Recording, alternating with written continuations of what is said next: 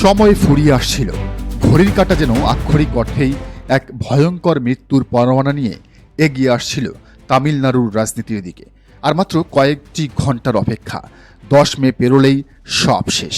তামিলনাড়ুর আকাশে নেমে আসবে এক ভয়ঙ্কর সাংবিধানিক অন্ধকার, রাষ্ট্রপতির শাসন। চেন্নাইয়ের হাওয়া তখন রীতিমতো থমথমে।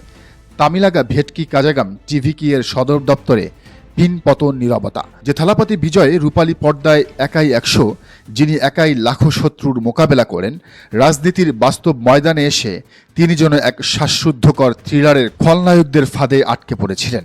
সরকার গড়তে ম্যাজিক ফিগার দরকার 118, কিন্তু কংগ্রেস, ভারতের কমিউনিস্ট পার্টি মার্ক্সবাদী বা সিপিআইএম সহ অন্যান্য শরিকদের সমর্থন আদায়ের পরও বিজয়ের আসন সংখ্যা থমকে আছে 117-তে।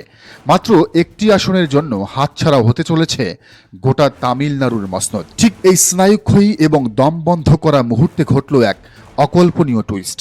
যখন বিজয় প্রায় সব আশা ছেড়ে দিয়েছিলেন, যখন প্রতিপক্ষ দ্রাবিড় রাজনীতির পুরনো খেলোয়াড়রা মুচকি হাসছিলেন এবং দিল্লি থেকে রাষ্ট্রপতির শাসনের শক কষা হচ্ছিল, ঠিক তখন দৃশ্যপটে এন্ট্রি নিলেন এমন একজন যাকে নিয়ে কেউ টেরই পায়নি।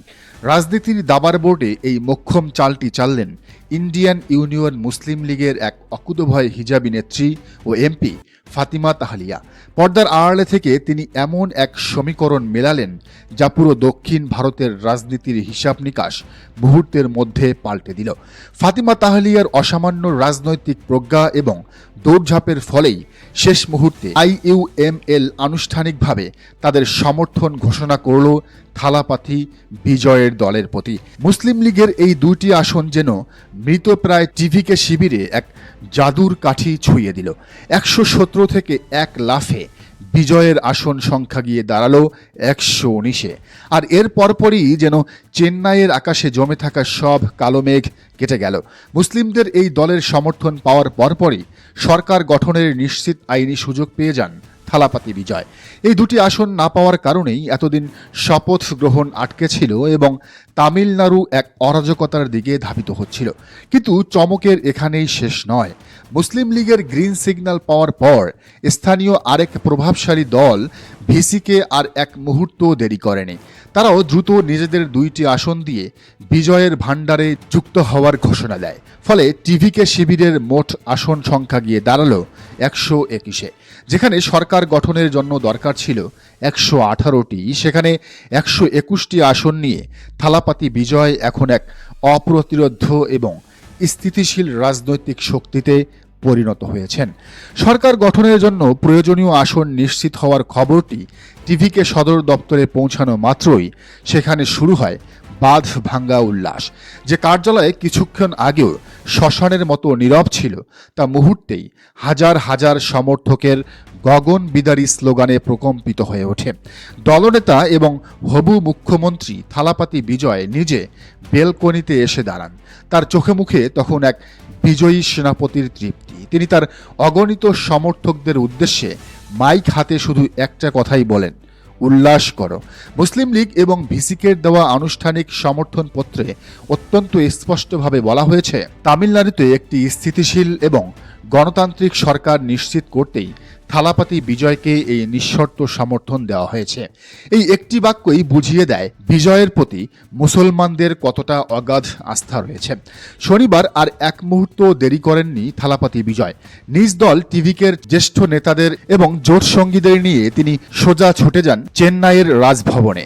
সেখানে গিয়ে রাজ্যপালের হাতে তিনি সগর্বে তুলে দেন মুসলিম লীগ, কংগ্রেস, সিপিআইএম এবং ভিসিকের দেওয়া শর্তহীন সমর্থনপত্রগুলো। রাজ্যপালও আর কোনো আইনি প্যাঁচ না কষে সমর্থনপত্র গ্রহণ করেন এবং ঘোষণা দেন 10 মে রোববার বিকেল 3টায় অনুষ্ঠিত হবে তামিলনাড়ুর নতুন সরকারের রাজকীয় শপথ গ্রহণ অনুষ্ঠান। বিজয় থালাপাতির এই ঐতিহাসিক জয়ে যদি কেউ সবচেয়ে বেশি স্বস্তির নিঃশ্বাস ফেলে থাকে, তবে তা হল তামিলনাড়ুর সংখ্যালঘু মুসলিম সম্প্রদায়।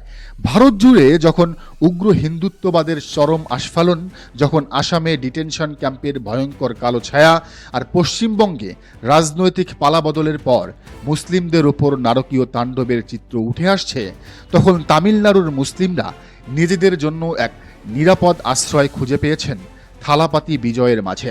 বিজয় নিজে মুসলিম নন, কিন্তু মুসলমানদের সাথে তার রয়েছে এক গভীর আত্মিক এবং রাজনৈতিক ঘনিষ্ঠতা।